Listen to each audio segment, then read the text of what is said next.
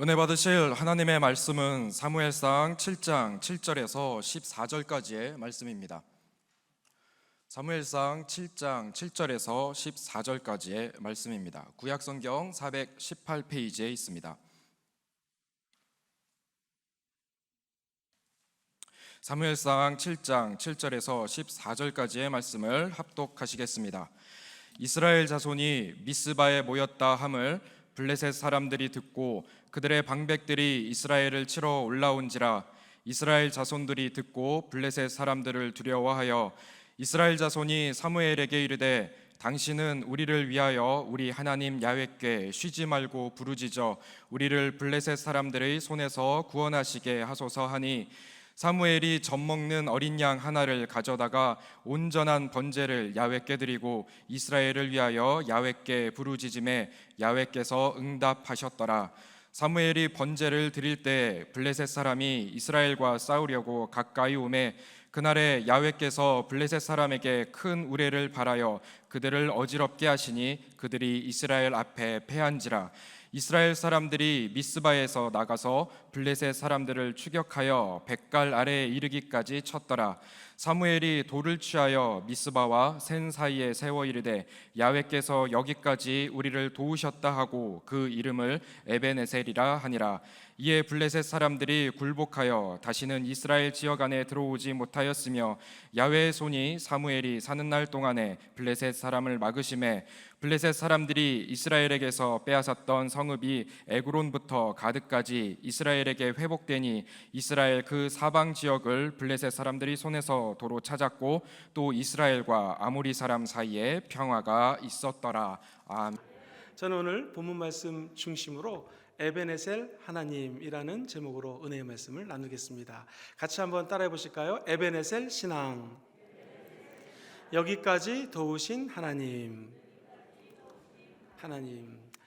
부족한 종은 1995년도에 호주에 원래 다른 공부를 하러 갔다가 그곳에 은혜를 받고 신학교로 편입을 했습니다. 그래서 97년도에 처음 전도사가 되어서 사역을 했습니다. 어제 그 호주 브리즈벤 순복음교회, 제가 처음 전도사 사역을 했던 이민교회인데요. 이 코로나 때문에 예배를 교회에서 드릴 수가 없으니까 줌이라고 하는 그 앱을 통해서 전 성도들을 다 이렇게 한 자리에 불러 모은 거예요. 그래서 저를 초대를 해서 간단하게 말씀을 전하고 신앙생활에 질문들을 하시면 제가 이렇게 답하는 시간을 가졌습니다. 그러면서 목사님하고 그런 얘기를 좀 나눴습니다. 야, 벌써 한 25년이 지난 시간이었는데 그때 우리 브리스벤 순복음군 성도가 한 25명이었거든요. 제가 4년 유학할 동안 성도가 한 250명으로 은혜 가운데 부흥이 되었고요. 제가 호주에 다시 가서 공부를 하면서 목회를 할 때 부흥회를 인도하러 갔더니 1000명의 성도로 성장이 되었습니다. 목사님이 이런 얘기를 했습니다. 과거 제 20대 때 청년이 지금 이렇게 목사가 돼서 사역을 하고 있는데 이 모든 게 다 에벤에셀 하나님의 도우심이었다고. 어찌 저만 그렇겠습니까? 여기 계신 모든 분들이 지금까지 지내온 것 주의 크신 은혜요 도움인 줄 믿습니다. 에벤에셀이라고 하는 단어는 정확히 얘기하면 도움의 돌이라는 뜻입니다. 지금 이스라엘 백성들이 큰 어려움에 봉착해 있습니다. 가장 중요한 것은 하나님의 임재를 상징하는 언약궤를 지금 이 블레셋 사람들에게 뺏긴 아주 힘든 상황이에요. 왜냐하면 언약궤는 하나님의 임재요, 하나님의 영광이요, 하나님을 만나는 장소거든요. 그게 없는 이 어려운 상황 속에서 우리 하나님은 과연 어떻게 우리를 도와주실까요? 첫 번째로 에벤에셀 하나님의 은혜에 대해서 말씀을 드리기 원합니다. 하나님의 은혜는 우리가 하나님께로 돌아가면 하나님이 우리에게 크신 은혜를 가지고 다시 돌아오신다라는 것입니다. 한번 저를 따라해 보시겠습니까? 돌이키면 받아주십니다. 우리 아이가 잘못을 했을 때 엄마, 아빠, 내가 이것을 잘못했어요 라고 하면 부모는 모든 것들을 다 사랑의 은혜로 감싸주는 것처럼 하나님도 하나님께로 몸과 마음을 돌이키면 다 받아주시게 되어 있습니다. 사무엘상 7장 3절에 보면 이런 말씀이 나와요. 사무엘이 이스라엘 온 족속에게 말하여 이르되 만일 너희가 전심으로 야훼께 돌아오려거든 이방신들과 아스타롯을 너희 중에서 제거하고 너희의 마음을 야훼께로 향하여 그만을 섬기라. 그리하면 너희를 블레셋 사람의 손에서 건져내리라. 지금 이때는 하나님 말씀의 법궤가 없기 때문에 좌지우 어디로 갈지, 왼쪽으로 가야 될지 오른쪽으로 가야 될지 어디로 가야 될지 모르는 상황이었습니다. 앞이 칠흑까지 어두운 상황이었어요.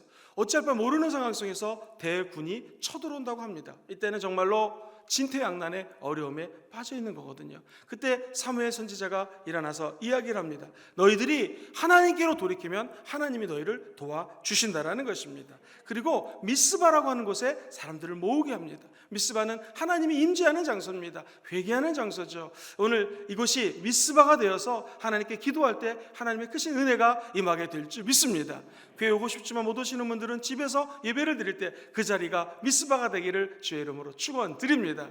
이 재미있는 것은 미스바에 모여서 사무엘의 말대로 회개하기 시작합니다. 돌이키기 시작합니다. 그때 6절에 이런 말씀이 적혀져 있습니다. 아주 중요한 말씀이에요. 어떻게 회개해야 되는가? 세 가지가 이곳에 숨겨져 있습니다. 같이 읽어보시죠. 시작. 그들이 미스바에 모여 물을 길어 야훼 앞에 붓고 그날 종일 금식하고 거기에서 이르되 우리가 야훼께 범죄하였나이다 하니라. 사무엘이 미스바에서 이스라엘 자손을 다스리니라. 자, 여기를 잠깐 보시면 그들이 미스바에 모였다고 이야기를 합니다. 그리고 물을 길어 야훼 앞에 부었다. 이 이사야서 12장 3절 말씀에 보면은 물을 거꾸로 이렇게 퍼 올린다라고 하는 것은 기쁨이에요. 승리예요. 감사예요. 하나님의 생수를 끌어올린다. 그런데 하나님께로 돌아가려면 어떻게 되는가? 그 물을 다시 야훼께로 쏟아 붓는다라고 표현이 되어 있습니다. 이 말은 뭐냐면 하나님께 받았던 은혜들, 기쁨, 감경, 축복을 다시 하나님께로 내려놓는다는 것을 의미합니다. 마땅히 내가 갖고 있는 권리가 있죠. 그 권리를 포기한다라는 것이에요. 하나님께 돌이키기를 원하시는 분들은 한번 아멘 해볼까요? 그러려면 내가 갖고 있는 마땅히 취할 수 있는 것들을 다 포기를 하고, 어차피 생각해보면 이 모든 것들이 다 주님이 주신 은혜 아니겠습니까? 이것을 다시 하나님께로 내어 붓는다는 것을 상징적으로 표현한 것입니다. 하나님께로 돌이키는 자, 회개하는 자는 마땅히 내가 갖고 있는 권리까지도 포기를 하고 내려놓고 버려버리고 하나님께 다 내어놓는 귀한 은혜가 있게 되기를 주의 이름으로 축원합니다. 이들이 하나님께 회개할 때는요, 금식했다고 합니다. 하루 종일 금식했다라는 거예요. 이 금식을 하면 참 신기한 게 하루쯤 지나면 너무 배가 고픕니다. 이틀째 되면은요, 그때 정말 힘들죠. 근데 신기한 건 3일 정도 되면은 금식이 할 만해요. 그래서 한 7일, 10일까지도 가능합니다. 제일 힘든 게 하루 금식, 이틀 금식인 것 같습니다. 제가 예전에 금식할 때에 최자실 오살리 금식기도원에서 금식을 하는데 이틀째 아침이 되는 날이었습니다. 뒤에서 어린아이가 바삭바삭하고 뻥튀기라고 아십니까? 그걸 먹는데요, 바삭바삭 먹는 소리가 온몸에 전율을 끼치면서 먹고 싶다. 평상시 뻥튀기 좋아하지도 않는데 그 소리가 너무나 지금도 제 영혼 속에 바삭바삭 소리가 맺혀져 있습니다. 이처럼 사람은 무엇을 끊고, 특히 먹는 것을 끊고 기도한다는 것은 여간 쉽지가 않습니다. 회개의 자세는 이처럼 세상 것을 끊고 내가 좋아하는 것을 끊고, 먹는 것 너무 소중하지 않습니까? 안 먹으면 죽는데요. 이것마저 끊어버리고 하나님께 기도하는 것, 회개하는 것이 올바른 자세라는 것이죠. 만약 우리가 음식을 건강 때문에 금식 기도할 수 없다면 내가 좋아하는 스마트폰 한번 필요한 것들만 보시고 하루 정도는 좀 멀리 두시고 하나님께로 돌아가는 은혜가 있게 되기를 주의 이름으로 축원합니다. 내가 좋아하는 TV 리모컨 잠시 내려놓고 하나님만 생각한다면 이것이 회개요, 에베네셀 하나님, 도우시는 하나님을 만나는 지름길이 되게 될 것입니다. 이스라엘 백성들이 회개할 때 죄를 자박했습니다. 성경에 보면 이렇게 적혀져 있어요. 우리가 야훼 앞에 범죄했습니다. 돌이키는 것은 아주 간단합니다. 하나님 앞에 고백하는 것입니다. 사람이 예수 믿고 구원받는다는 것은 마음으로 믿어 의에 이르고 입술로 시인할 때 구원의 은혜를 받게 되어 있습니다. 마찬가지로 에베네셀 하나님의 은혜를 체험하기 위해서는 하나님, 내가 잘못했습니다, 범죄했습니다 라고 고백하면 하나님께서는 그 기도를 들으시고 우리를 치료하시고 은혜의 세계로 인도해 주실 것입니다. 그 에베네셀 하나님이 오늘 이 자리에 저와 여러분과 함께 있습니다. 언제 회개해야 될까요? 위기 때 회개를 해야 됩니다. 이스라엘 백성들이 위기가 닥쳐오자 하나님 앞에 회개하기 시작합니다. 지금 전쟁이 터졌어요. 제일 먼저 전쟁 터지면 무엇부터 해야 되겠습니까? 중대장 무기를 챙겨라. 총, 대포, 탱크는 멧돼지 이런 거 하지 않았습니다. 여러분 1번부터 100번까지 병사들을 한번 체크해보겠다, 세보겠다 이런 거 하지 않았습니다. 제일 기본적인 것은 하나님 앞에 무릎 꿇고 회개했다라는 것입니다. 목사님, 저는 이미 회개를 해서 목욕을 쫙 한 것처럼 깨끗합니다. 그것도 해수 온천에 가가지고 머리 끝에서부터 발끝까지 깨끗하게 씻었는데 뭐 또 씻을 게 없습니다 라고 물어보신다면, 그럼에도 불구하고 우리가 자기 전에는 손을 닦고 발을 닦는 것처럼 회개는 매일매일 해야 되는 것이 회개입니다. 왜냐하면 우리 인간은 죄만 보면 달라붙는 죄성이 우리 안에 있습니다. 하룻밤 주무시기 전에 손과 발을 닦는 것처럼, 양치질하는 것처럼 하나님 앞에 무릎을 꿇고, 하나님 오늘 제가 잘못한 게 있다면 회개하오니 용서하여 주옵소서. 그 회개의 은혜가 끊기지 않게 되기를 주의 이름으로 축원드립니다.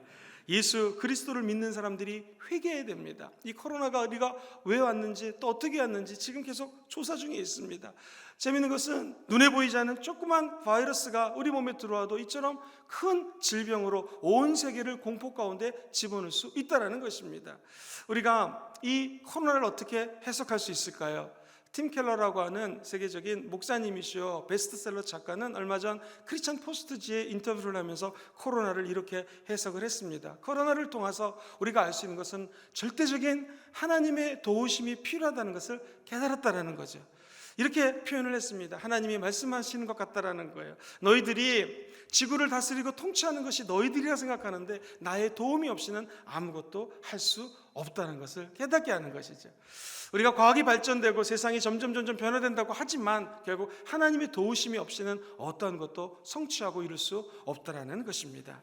구약을 가만히 읽어보면 이스라엘 백성들이 계속 반복되는 게 있습니다. 하나님께 회개하면 주님의 사랑으로 용서해 주십니다. 그런데 또 범죄를 합니다. 또 우상을 숭배합니다. 회개하면 또 용서해 주십니다. 정말 어찌 보면 지루할 정도로 지속적으로 구약의 스토리는 하나님 앞에 범죄한 자들이 회개하면 용서해 주는 거예요. 왜 이렇게 길게 이 내용을 적어놨을까요? 다른 사람들의 얘기가 아니라 바로 저의 얘기, 여러분들의 이야기일 수 있다는 것입니다. 우리는 넘어진 자리에서 늘 넘어집니다. 죄진 자리에서 또 자빠집니다. 죄악이 마치 우리 앞에 막 보석처럼 쫙 깔려있는 느낌입니다. 지뢰밭같이 펼쳐져 있는 것 같습니다. 이때 우리는 늘 에베네셀 하나님을 기억하시면서 우리의 마음을 주께로 돌이키게 되기를 주의 이름으로 축원합니다. 그러면 죄사함의 은총뿐만 아니라 이 땅의 아름다운 축복을 받아 누리게 되어 있습니다. 이사야서 1장 18절과 19절 말씀을 같이 한번 읽어보겠습니다. 시작. 야훼께서 말씀하시되 오라 우리가 서로 변론하자. 너희의 죄가 진홍 같을지라도 눈과 같이 희어질 것이요 진홍같이 너희가 즐겨 순종하면 땅의 아름다운 소산을 먹을 것이요. 하나님 말씀하시기를 너희의 죄가 진홍같이 붉을지라도 하나님께로 돌이키면 하나님은 그 죄들을 흰 눈처럼 양털처럼 희게 할 것이다 라고 말씀하시면서 즐거움으로 죄를 회개하는 것을 순종하면 이 땅의 소산을 너희들이 먹게 될 것이다. 우리 인간은 흙으로 만들어졌습니다. 땅은 우리 인간입니다. 이 땅에 나오는 모든 소산들, 축복들을 누리기를 원하시면 아멘 해볼까요? 그것은 하나님 앞에 죄사함 받는 은혜를 체험하면 주님께서는 모든 아름다운 소산문들을 저 여러분들에게 선물로 허락하여 주실 것입니다. 스가랴 선지자는 아예 이렇게 얘기를 합니다. 그러므로 너는 그들에게 말하기를 만군의 야훼께서 이처럼 이르시되 너희는 내게로 돌아오라. 만군의 야훼의 말이니라. 그리고 그 다음 절에 그리하면 내가 너희에게로 돌아가리라. 만군의 야훼의 말이니라. 우리가 하나님께로 돌아가면 하나님이 우리에게로 돌아오십니다. 그 에베네셀 하나님의 은총이 저 여러분들의 가정에 함께 하시기를 주의 이름으로 축원드립니다. 우리 예수님 이렇게 말씀하셔요. 누가 의사가 필요한가? 아프고 힘들고 병든 자라야 의사가 필요합니다. 그러면 누가 예수님이 필요할까요? 죄인을 부르기 위해서 예수님은 오셨습니다. 내가 의롭다고 생각하면 예수님이 필요 없는 것이죠. 그러나 내 죄를 하나님께 내려놓고 예수의 사랑을 간구하는 자들에게는 예수님이 반드시 찾아오셔서 죄를 용서하시고 은혜 위에 은혜를 더하여 주실 줄 믿습니다. 이미 2600년 전에 다니엘은 지금 이 사회가 이렇게 발전될 것을 알았습니다. 지식이 빨리빨리 왕래하며 전파를 통하여 많은 사람들이 교류를 할 것이다라는 예언을 다니엘서에 적어 놓았습니다. 즉 마지막 때가 점점 가까워지고 있다라는 것이죠. 1차 산업혁명과 2차 산업혁명의 기간이 이만큼 걸렸다면 2차와 3차는 줄어들고 4차는 또 줄어들고, 그래서 지금 20대의 젊은 청년들은 아마도 7차, 8차 산업혁명까지 체험을 하고 죽을 것이다 라고 사람들은 이야기를 합니다. 점점 사회가 발전이 되고 기술도 발전이 되고 있습니다. 그러면 그럴수록 우리에게는 더 많은 죄악에 노출되어 있다는 사실을 기억해야 됩니다. 성경에 보면 베드로후서 3장 9절에 우리 예수님 이렇게 말씀을 하셔요. 주의 약속은 어떤 이들이 더디다고 생각하는 것처럼 더딘 것이 아니라 오직 주께서는 너희를 대하며 오래 참으사 아무도 멸망하지 아니하고 다 회개하기에 이르기를 원하시느니라 말씀하십니다. 주님은 왜 재림하지 않으신가? 우리의 죄에 대해서 오래 참고 있다라는 거예요. 늘 죄 짓는 그 자리에서 참고 우리 죄 짓는 모습을 보고 있다라는 것이죠. 왜 그럴까요? 우리 모두가 다 주께 돌이키기를 원한다라는 것입니다. 이게 에베네셀 하나님의 도우심입니다. 만약 죄 짓는 한 사람 한 사람들을 다 죄를 가지고 처벌한다면 여기 살아있는 사람이 몇 명이 있겠습니까? 오늘도 하나님 아버지의 에베네셀 도우시는 그 사랑의 품 안으로 쏙 안기시게 되기를 주의 이름으로 축원드립니다. 하나님의 아들 예수님이 이 땅에 오는 것은 더딘 것이 아닙니다. 더 큰 은혜를 구속을 통하여 주시기 위하여 이 자리에 기다리시고 참고 인내하시는 예수님을 바라보시게 되기를 주의 이름으로 축원드립니다. 에베네셀 하나님은 부르짖어 기도하면 응답하시는 하나님이십니다. 사무엘상 7장 8절에 보면 이렇게 적혀져 있습니다. 같이 읽어볼까요? 시작. 이스라엘 자손이 사무엘에게 이르되 당신은 우리를 위하여 우리를 블레셋 사람들의 손에서 구원하시게 하소서 하니. 9절에 보겠습니다. 사무엘이 젖먹는 어린 양 하나를 가져다가 온전한 번제를 야훼께 드리고 이스라엘을 위하여 야훼께 부르짖음에 야훼께서 응답하셨느니라. 여기 보시면 우리가 어떠한 죄를 저지른다 할지라도 하나님 앞에 부르짖어 기도하면 주님이 응답해 주신다는 것입니다. 그럴 일은 없지만 우리 이곳에 불이 났다고 가정해 보겠습니다. 여러분이 일하는 일터에 불이 났어요. 그럼 어떤 사람이 불이야 불났어 이러겠습니까? 불이야 소리 지르지 않겠습니까? 우리도 마찬가지입니다. 어려움이 있을 때, 힘든 일이 있을 때 더욱더 하나님께 나와 부르짖어 기도하면 하나님은 응답을 허락하여 주신다는 것입니다. 왜 기도할까요? 기도하면 하나님이 움직이게 된다는 것입니다. 우리가 학생들을 가르쳐보면 잘 가르치려고 열심히 노력해서 준비해서 가르쳐봅니다. 그런데 학생들이 변하지 않아요. 움직이지 않아요. 하나님을 먼저 움직여야 됩니다. 학생들 움직이기 전에 선생님은 하나님을 먼저 움직여야 되는데 그 움직이는 방법이 바로 기도입니다. 사장님들은 회사에 가서 사원들의 마음을 움직여야 됩니다. 근데 쉽지가 않습니다. 어떻게 될까요? 사원들의 마음을 움직이기 전에 먼저 하나님의 마음을 움직여야 됩니다. 어떻게 해요? 부르짖어 기도하면 하나님의 마음이 움직인다는 것입니다. 그때 비로소 우리들은 리더로서 자기의 일을 감당할 수 있다는 것이죠. 엄마, 아빠가 아이의 마음을 움직이고 싶습니다. 올바른 길로 인도하고 싶어요. 그런데 애들 마음조차도 부모가 움직이는 것이 얼마나 어려운지 모릅니다. 어떻게 될까요? 하나님, 우리 아들에 대한, 딸에 대한 계획이 있으시죠. 하나님이 좀 움직여 주시옵소서. 하나님이 역사하시면 기적이 일어나게 되어 있습니다. 우리가 해야 될 것, 우리는 기도로 사는 사람들입니다. 이스라엘이 승리했던 것처럼 우리 앞길에 승리가 임하게 될 것입니다. 그 비결은 바로 부르짖어 기도하는 것에 있습니다. 재미있는 것은 부르짖어 기도를 하니까 야훼 하나님이 응답을 하셨어요. 근데 성경에 보면은 야훼께서 하나님의 야훼의 손이 이런 말이 계속적으로 적혀져 있습니다. 중요한 것은 우리가 부르짖어 기도하지만 응답하시는 분은 야훼 하나님이라는 사실을 기억하셔야 됩니다. 내가 하나님을 마음껏 움직이지 못해요. 한 가지 확실한 것은 기도하면 그 기도의 소리를 들으시고 하나님은 하나님의 뜻대로 움직이사 하나님의 뜻대로 응답을 행하신다라는 거예요. 부르짖어 기도하지 기도하지만 하나님의 뜻이 아니면 응답을 받지 않을 수도 있습니다. 그러나 부르짖어 기도하는 것이 왜 중요한가? 부르짖어 계속 기도하면 하나님의 뜻을 우리 인간이 알게 됩니다. 그래서 하나님의 코드하고 인간의 코드가 맞아떨어지게 되는 것이죠. 그러므로 부르짖어 기도하는데 응답이 없다, 이것도 축복입니다. 왜냐하면 하나님의 거대한 뜻을 인간인 우리가, 죄인인 내가 깨달아 알 수 있게 된다는 것입니다. 사랑하는 성도님들, 힘들고 어려운 시기 부르짖어 기도하여 에베네셀 하나님의 은혜를 체험하시게 되기를 주의 이름으로 축원드립니다. 성경 말씀을 자세히 읽어보면 이렇게 적혀져 있어요. 이스라엘 백성들이 기도하는데 정확한 기도 제목이 있습니다. 그것은 저 블레셋 사람들로부터 우리를 좀 구원하여 주옵소서라고 적혀져 있습니다. 그리고 이렇게 얘기해요. 사무엘에게 쉬지 말고 기도해 주십시오. 이게 어떻게 되는 거냐? 과거의 승리가 오늘의 승리로 재현될 수 있음을 보여주는 것입니다. 이스라엘 백성들이 광야에 갔어요. 제일 어려운 것은 아말렉이라는 족속이 쳐들어오는 거예요. 근데 이 아말렉 족속이 얼마나 치사하냐면 앞에 장군들, 앞에 리더들을 틈타는 것이 아니라 저 뒤에 연약해서 처진 사람들을 몰래 와서 공격을 하는 거예요. 한 번은 르비딤이라는 곳에서 전투가 벌어집니다. 우리 이스라엘 백성들이 이 아말렉 족속을 이길 수가 없습니다. 그때 모세가 산에 올라가서 기도를 합니다. 야훼 니시 하나님의 설명을 말씀을 드렸던 것처럼 기도하니 이스라엘 백성들이 이깁니다. 손이 내려가니까 찝니다. 이스라엘 백성들은 그때의 역사 기록을 머릿속에 각인시키고 있었어요.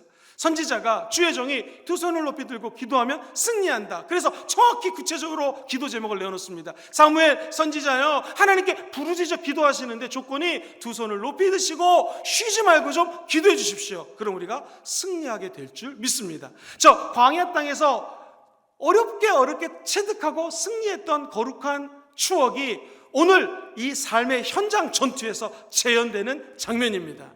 오늘 저와 여러분들이 부르짖어 기도하면, 끊임없이 기도하면, 쉬지 않고 기도하면 그 영적인 추억이 오늘 쌓이게 될 줄 믿습니다. 더 중요한 건 우리 미래에 앞으로 어떤 일이 펼쳐질지 아무도 모릅니다. 아마 코로나보다 더 어려운 질병들이, 바이러스들이 창궐할 수도 있겠죠. 그러나 오늘 기도하여 승리하게 되면 에베네셀 하나님이 오늘 역사해 주심으로 미래에도 동일하게 역사하여 주실 줄 믿습니다.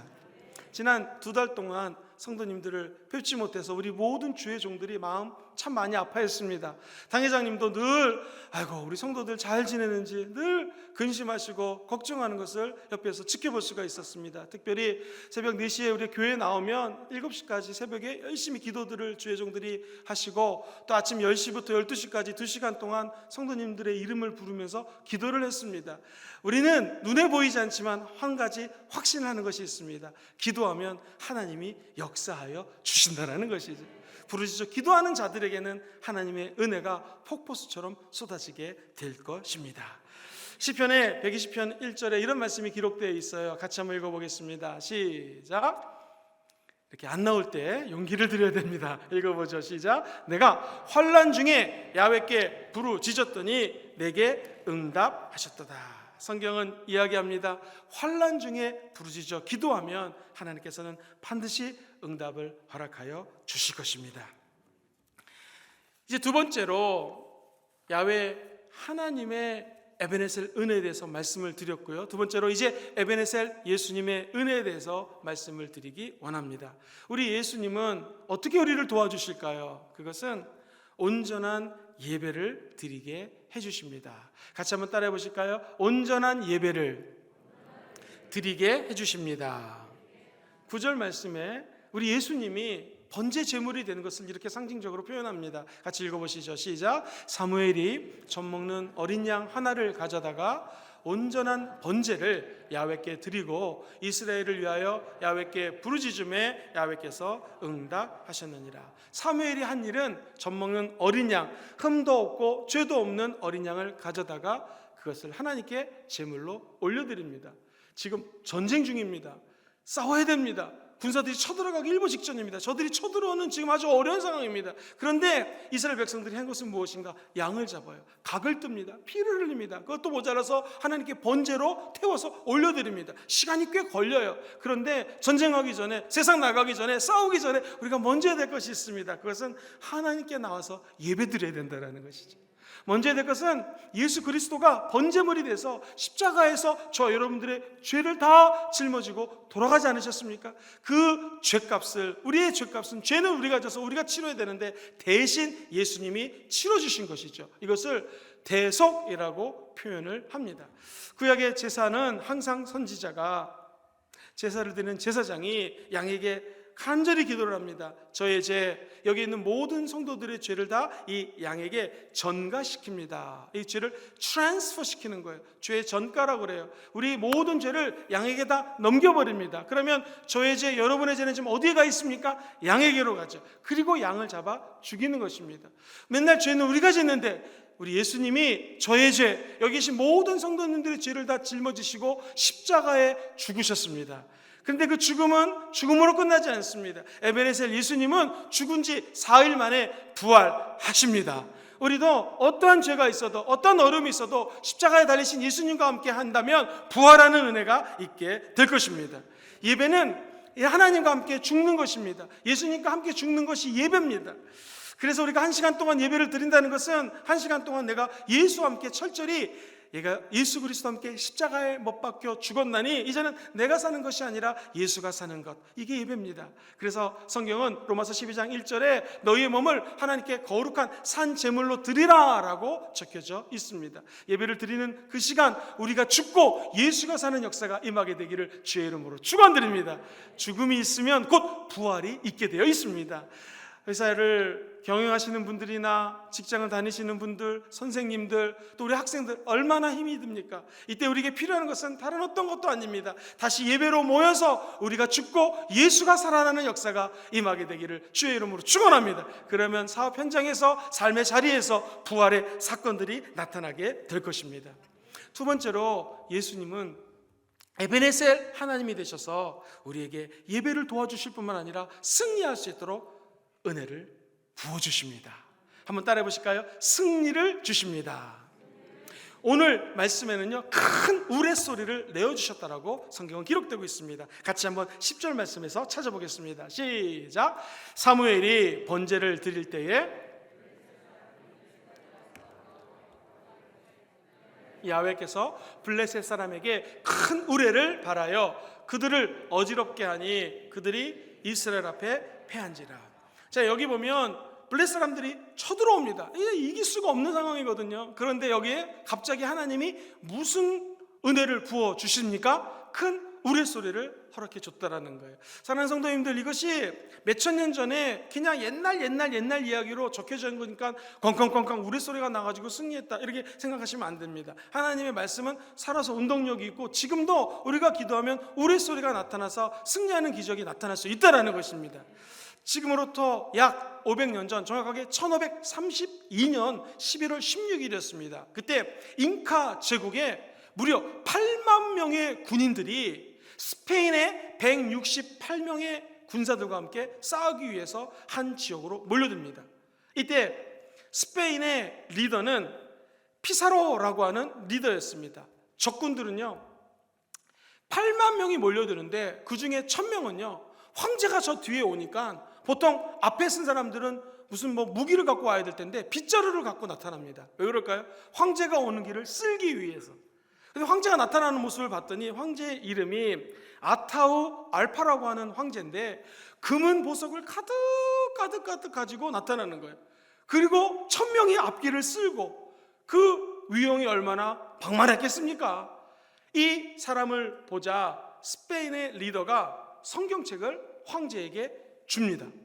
그랬더니 알타우 알파라고 하는 이 황제가 성경책을 확 던져버립니다. 그게 사인이거든요. 그때 스페인의 168명 군사들은, 정확히 얘기하면 용병입니다. 돈을 주고 산 그 군인들이 총을 쏘는데요, 살상용 오늘날의 총이 아닙니다.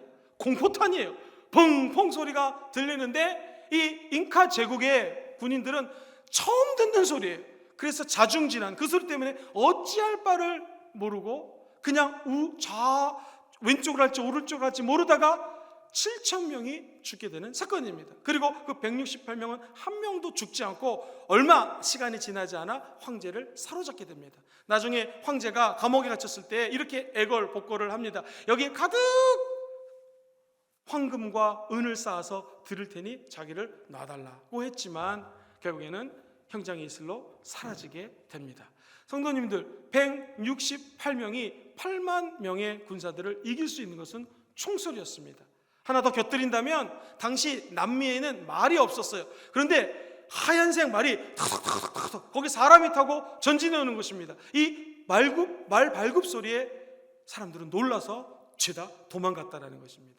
또 하나, 스페인 군인들이 나팔을 붑니다. 그 나팔 부는 소리에 놀라서 자중질환에 빠지고 말았다는 것이죠. 우리가 잘 아는 여리고 성도 소리를 지르자 무너지게 되었습니다. 사랑하는 성도님들, 우리가 야훼께 나와 부르짖어 기도하면 기적이 일어나게 되어 있습니다. 승리가 임하게 될 줄 믿습니다. 우리의 기도 소리가 우리 소리가 되어서 남산과 금정구와 양산과 경상도를 넘어서 전 열방에 어둠이 떠나가고 하나님 나라가 임하는 승리의 사건이 나타나기를 주의 이름으로 기도합니다. 반드시 그런 은혜가 임하게 될 것입니다. 우리가 코로나 때문에 잃은 것도 있지만 얻은 것도 있습니다. 더 하나님께 나와 기도할 것이요, 회개할 것이요, 우리 예수님의 에베네셀 은혜를 체험하게 될 줄 믿습니다. 에베네셀은 사실 감사의 표시죠. 그래서 12절에 보면 사무엘이 이렇게 행동을 합니다. 같이 읽어보시죠. 시작. 사무엘이 돌을 취하여 미스바와 센 사이에 세워 이르되 야훼께서 여기까지 우리를 도우셨다 하고 그 이름을 에벤에셀이라 하니라. 오직 하나님께서 여기까지 도우신 은혜가 평생 여러분들과 함께 하시기를 주의 이름으로 축원드립니다. 큰 세 번째, 마지막으로 에벤에셀 성령님의 은혜입니다. 자, 그렇다면 지금까지 도와주신 하나님의 은혜가 여기서 끝날까요? 그렇지 않습니다. 말씀을 준비하면서 제가 깨달은 것은 에베네셀 하나님은 지금 이 자리에 계시고 앞으로도 우리와 함께 하신다는 것입니다. 저와 여러분들을 첫 번째로 회복시켜 주십니다. 같이 해보실까요? 반드시 회복시켜 주십니다. 우리 본 말씀 14절 말씀에 이런 말씀이 기록되어 있어요. 같이 읽어보시죠. 시작. 블레셋 사람들이 이스라엘에게서 에그론으로부터 가드까지 이스라엘에게 회복되니 이스라엘이 그 사방 지역을 블레셋 사람들의 손에서 도로 찾았다라는 거예요. 회복이 되니 뺏겼던 모든 것들을 다시 되찾을 수 있다라는 것입니다. 이것이 바로 회복되는 은혜입니다. 코로나 때문에, 아니 여러 가지 이유 때문에 마귀에게 뺏겼던 것이 있다면 다시 찾게 되기를 주의 이름으로 축원합니다. 행여나 건강을 잃어버린 분이 있다면 대적의 문을 취하시고 열어 제끼시고 뺏겼던 건강을 찾아오시게 되기를 주의 이름으로 축원합니다. 물질적인 어려움 때문에 힘든 우리 성도님들이 있다면 오늘 에베네셀 성령 하나님의 도우심으로 말미암아 뺏겼던 물질들이 다시 30배, 60배, 100배로 채워지게 되기를 주의 이름으로 축원합니다. 이는 힘으로도 아니 됩니다. 능으로도 아니 됩니다. 오직 야훼 하나님이 은혜를 주셔야 가능하게 될 줄 믿습니다. 저와 사랑하는 성도님들이 바닷가에 함께 있습니다. 큰 배가 있어요. 이 배를 다시 띄워야지 우리가 먹고 삽니다. 대표 기도해 주셨던 우리 박용동 장로님, 우리 하선옥 전도사님, 그리고 우리 안수 집사님들 함께 영차 배를 들라고 하는데 이 배가 들 수가 없어요. 너무 무겁습니다. 모래래 가지고 움직이지도 않습니다. 이거 어떻게 됩니까? 썰렁하기만 합니다. 이 썰물이 상황 속에서는 이 배를 바닷가로 갈 수 있는 방법이 없어요. 그런데 이게 왜 은혜입니까? 에베네셀 하나님이 시간이 지나자 곧 밀물을 허락하여 주십니다. 그러면 우리 중에서 가장 어린 저 앞에 앉은 저 꼬마 아이가 1살, 2살짜리라도 손을 이렇게 밀기만 하면 이 배는 저 망망한 바다를 향하여 나아가게 될 것입니다. 사랑하는 성도님들, 이 어려운 상황 속에서도 이제 곧 밀물의 때가 다가올 것입니다. 그것은 오직 에베네셀 성령 하나님의 도우심으로 가능합니다. 우리가 할 수 없는 것들 너무나 많이 깨닫지 않았습니까? 너무나 많이 경험하지 않았습니까? 이제는 우리에게 필요한 것은 에베네셀 성령 하나님의 도우심입니다. 우리 인생의 썰물이 하루속히 떠나가고 밀물의 때가 다가오는 영광, 에베네셀 성령 하나님 때문에 앞당겨지게 되기를 주의 이름으로 축원합니다. 이제 우리 주님께서 곧 회복시켜 주실 것입니다. 우리 인생에 어려움이 있다 할지라도 절대로 낙심하지 마십시오. 하나님의 도우심을 간구하는 저와 여러분 되시기를 주의 이름으로 축원드립니다. 1300년대에 유럽에 이 흑사병이 돌았습니다. 수많은 사람들이 죽었습니다. 사람들이 이야기를 합니다. 이거 무섭다. 어떻게 살아날 수 있을까? 이것은 우리의 죄다. 하나님께 회개하자 해서 그들의 신앙이 더욱더 돈독해 되었다라는 것입니다. 미국을 보십시오. 남북 전쟁에서 링컨이 승리합니다. 이제 우리 미국이 잘 될 것 같아요. 사람들이 기뻤습니다. 그러나 1930년대 대공황이 찾아왔던 것처럼 자본주의가 풀어지고 산업화가 되면서 그때 더 어려운 문제에 봉착하게 됩니다. 그런데 오늘날 미국이 있을 수 있었던 것은 어려움이 있었고 대공황이 있었고 눈물이 있었고 고난이 있었고 아픔이 있었기에 이것들이 밑거름이 되었고 오늘의 미국이 있을 수가 있었습니다.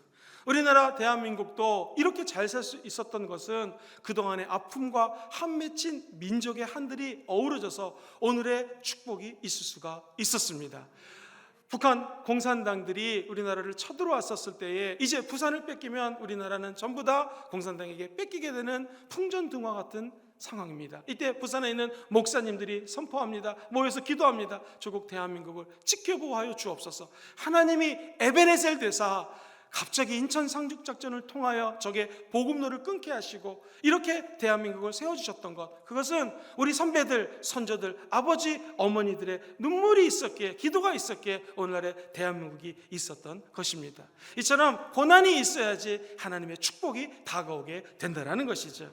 이 고난의 때에 우리는 새로운 소망을 품을 수가 있습니다. 그 소망은 바로 에베네셀 성령 하나님이십니다. 그분만이 우리를 회복시켜 주십니다. 두 번째로 성령 하나님은 평강을 주셔요. 평화를 주십니다. 한번 따라해 보실까요? 평화를 주십니다. 14절 말씀 같이 한번 더 읽어보겠습니다. 시작. 블레셋 사람들이 성읍이 에그론에부터 가드까지 회복되니 이스라엘이 그 바사방 지역을 블레셋 사람들의 손에서 도로 찾았고 또 이스라엘 아모리 사람 사이에 평화가 있었더라. 할렐루야. 이제 하나님께서는 저 여러분들에게 에베네셀 도우심으로 말미암아 평화를 허락하여 주실 줄 믿습니다. 목이 마른 사람들에게 한 모금의 생수는 큰 위로와 평강이 됩니다. 성경에 보면 누가복음 16장에 이런 말씀이 적혀져 있어요. 부자가 지옥에 갔습니다. 눈을 들어 하늘을 봤더니 아브라함이 천국에 있어요. 아브라함이요, 내가 아는 사람들, 가족들 하나님 믿고 이 지옥에 안 오게 좀 도와주시고, 한 가지 소망이 물을 여기 손에다 좀 이렇게 묻혀가지고 한 방울만 떨어져 주십시오. 여러분, 지옥이 이렇게 무섭습니다. 근데 우리는 에베네셀 성령 하나님의 도우심으로 다 천국 가게 될 줄 믿습니다. 이 목마른 자에게, 지옥에 있는 자에게 한 방울의 생수를 얻게 되면 평강이 임하는 것처럼 우리에게도 성령 하나님이 생수를 부어주사 마음의 평강으로 임재하는 날이 곧 오게 될 것입니다. 그 성령 하나님의 도우심을 사모하시면서 절대로 믿음 흔들리지 마시고 끝까지 하나님만 섬기는 여러분 되시기를 주의 이름으로 축원드립니다. 오늘 이 말씀 본문을 한 영국의 목사님이 큰 은혜를 받았습니다. 목사님의 성함은 로버트 로빈슨이라고 하는 목사님이 너무나 큰 에베네셀이라는 말씀의 은혜를 받아서 작사를 합니다. 그 작사한 찬양이 바로 찬송가 28장 복의 근원 강림하사, 아시죠? 이 찬양입니다. 2절 가사가 이렇게 되어 있어요. 주신 주의 크신 도움 받아 이때까지 왔으니 이와 같이 본향에도 이르기를 바라네, 이렇게 시작이 됩니다. 그런데 이 말씀을, 이 찬양 가사를 다시 좀 자세히 번역을 하면 이렇게 번역을 할 수 있습니다. 여기 나의 에베네셀을 세우나이다. 에베네셀이 등장을 해요. 여기까지 주의 도우심으로 내가 왔습니다. 주의 많은 즐거움으로 본향에 무사히 가기를 바랍니다. 하나님의 집을 떠나 방황하던 나그네였던 나를 주가 찾으셨습니다. 위험에서 나를 구하시려고 주의 귀한 보혈로 중재시켜 주셨습니다. 사랑하는 성도님들, 지금까지 지내온 것 우리 하나님의 은혜입니다. 성령님은 이 은혜를 천국 갈 때까지 함께 지속적으로 허락하여 주시고 인도하여 주실 것입니다. 28장 시간이 없더라도 2절만 같이 한번 찬양했으면 좋겠습니다. 찬송가 28장 2절입니다. 주의 크신 도움 받아 이때까지 왔으니 이와 같이 천국에도 이르기를 바라네. 하나님의 품을 떠나 죄에 빠진 우리는 예수 구원하시려고 보혈 흘려 주셨네. 시간이 지나 한 목사님이 임종 예배를 드리는데 중풍 때문에 힘들어하는 성도를 찾아가서 이 찬양을 불러준 거예요. 그랬더니 그 환자가 이렇게 얘기를 합니다. 목사님, 너무 마음이 평안하네요. 한 번만 더 좀 더 불러주세요. 해서 목사님이 이 찬양 2절과 3절을 불렀습니다. 3절을 부르는데 이 임종하시는 성도님이 눈을 감고 천국을 가시는데, 와, 이렇게 밝고 환한 죽음을 맞이할 수 있다니 하면서 진짜 천국에 가는 기쁨의 모습으로 눈을 감더라는 것을 제가 간증책에서 읽은 적이 있습니다. 언젠지는 모르지만 우리에게도 임종하는 날이 다가오겠죠. 그날과 그 시는 아무도 모릅니다. 한 가지 확실한 것, 에베네셀 하나님이 저 과거에 죄를 회개하면 용서해 주셨고 하나님께 기도하면 응답하셨던 은혜로 살아왔다고 고백하게 되기를 주의 이름으로 축원합니다. 지금 우리가 어렵지만 예수님 때문에 예배할 수 있고 예수님 때문에 승리할 수 있음을 기록으로 기록하시고 간증으로 평생 우리 입술을 통하여 전파하게 되기를 주의 이름으로 축원합니다. 먼 훗날 임종의 순간에 우리 사랑하는 자녀들, 가족들이 모였을 때 이렇게 고백했으면 좋겠습니다. 에베네셀, 성령 하나님이 지금까지 나를 도와주셨노라. 특별히 성령 하나님은 나에게 평강을 주셨노라. 평안히 내가 가니 너희들도 예수님을 열심히 믿어라.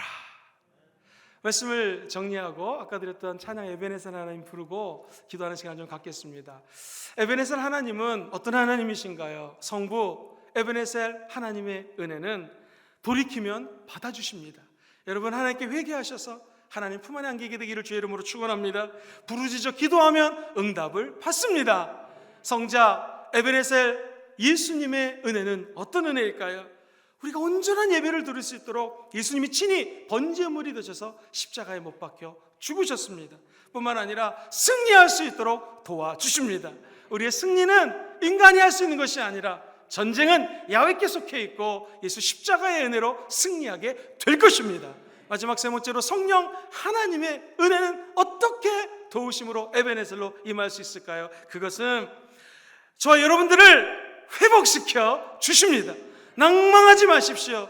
포기하지 마시고 끝까지 기도하시면 이전보다도 더 큰 은혜를 허락하여 주실 것입니다. 전국적으로 우리에게 평안을 주사 하나님의 나라까지 인도하시는 에베네셀, 도우시는 성령 하나님을 찬양합니다. 우리 마태복음 6장 30절로 34절을 읽고 반주하셔도 좋습니다. 같이 읽고 난 다음에 찬양하고 뜨겁게 기도하는 시간을 갖도록 하겠습니다. 같이 읽어볼까요? 시작. 오늘 있다가 내일 아궁이에 던져지는 들풀도 하나님이 이렇게 입히시거든 하물며 너희일까 보냐. 믿음이 적은 자들아, 그러므로 염려하여 이르기를 무엇을 먹을까, 무엇을 마실까, 무엇을 입을까 하지 말라. 이는 다 이방인들이 구하는 것이라. 너희 하늘 아버지께서 이 모든 것이 너에게 있어야 할 줄을 아시느니라. 그런즉 너희는 먼저 그의 나라와 의를 구하라. 그리하면 이 모든 것을 너희에게 더하시리라. 그러므로 내일 일을 위하여 염려하지 말라. 내일 일은 내일이 염려할 것이요 한날의 괴로움은 그날로 족하니라. 할렐루야. 먼저 그의 나라와 그의 의를 구하는 여러분들에게 에베네셀 하나님의 도우심이 임재하게 될 줄 믿습니다.